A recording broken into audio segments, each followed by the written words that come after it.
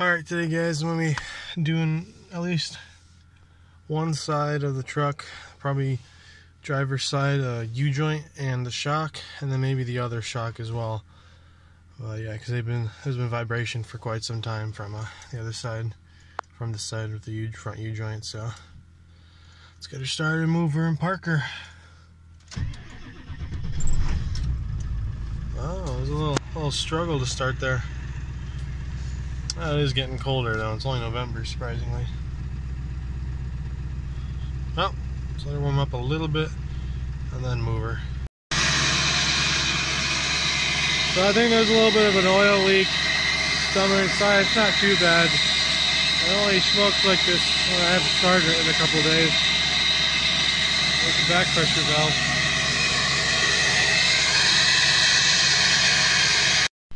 Alright, so we got the wheel off, got the brake caliper off with the whole bracket. Now I'm going to be removing this hub so I can take the snap ring out the back of this.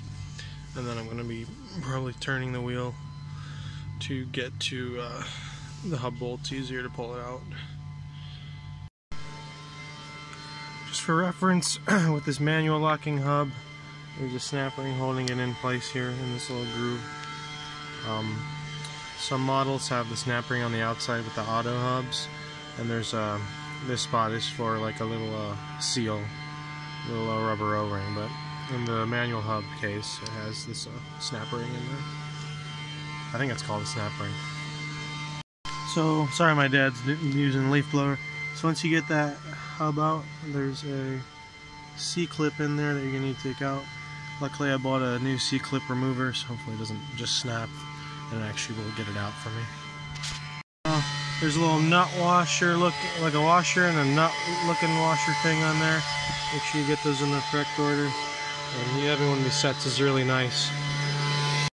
And you're going to want to take off this little bolt here holding the TP, or DBS, what am I saying, ABS sensor, whatever it is called.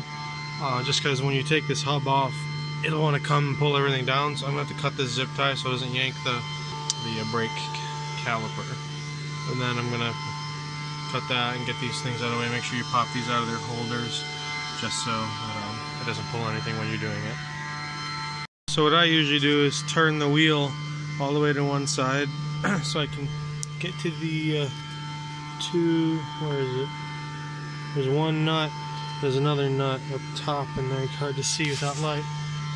So they're nuts that go on studs actually. They're not like built into these hubs. They're studs, so sometimes when you're pulling them out, you'll pull the whole stud out with the nut, and that's not a problem. You just thread it back into the hub and it's usually not an issue. So let's get started taking those out. Once again, sorry for the noise. My dad's now mowing the lawn. So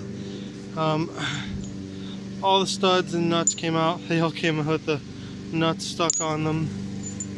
So that's okay, actually. I don't mind that because they just act like bolts basically, and you shove them through and tighten her down. It makes it easier almost. So now I straighten the wheel, we're gonna pull the hub off and then pull the shaft out. So this is only the second time I've actually done U-joints on anything. I did it on my Jeep, which is a Dana 30, much smaller axle shaft. So you gotta hammer out these clips. They're usually in those spots right there. There's the other one right there. They looked rusted to me, but maybe get them out pretty easily enough. Just gotta basically hammer them out with a little chisel or a screwdriver or something. Here we go. So after some hammering and pain, I managed to get the U-joint out. This seal though, this I guess you consider it the outer axle shaft seal. It's messed up because my dad said this is some sort of seal spring. I don't know what he said. So I'm gonna look up online how to take that off, and then where to buy or what to buy to replace. Obviously the seal, but I've never actually seen how these go on. And I know there's this little thing that was sitting on there. So before I put the new U-joint in, I'm gonna mess with this seal stuff, just because I don't want to have to mess with the seal while it's connected to another thing. Might as well just do it right when it's there. So yeah, it's going alright actually. As you can see, 2 of them were just bone dry. The other 2 were okay, but they're filled with water mixed with the grease and rust, so they were also pretty bad. So yeah, let's get on the old computer and figure her out. So with these U-joints, I got it in on one end, the new one. In order to get it to fit, I had to take off these plastic caps, or plastic like grease seals. I had to take off one so I could slide it in to one side and slide to the other. So probably have to take off another one of those to get the other side in, but we're almost done with this one. There she is, already and done. Got the shaft back in. I'm not going to record the rest of this because basically to put it back together you just do the opposite of the steps to put it in, which makes sense, you know. So yeah, let's get the snap ring in and everything mounted. So all the work's done, and I'm going to probably clean up a bit and do a test drive a little bit later and get some diesel. Also put the new shock on. You should put shocks on both sides because I rotated the front tires. So I put new shocks on the front, so I got fresh shocks all around.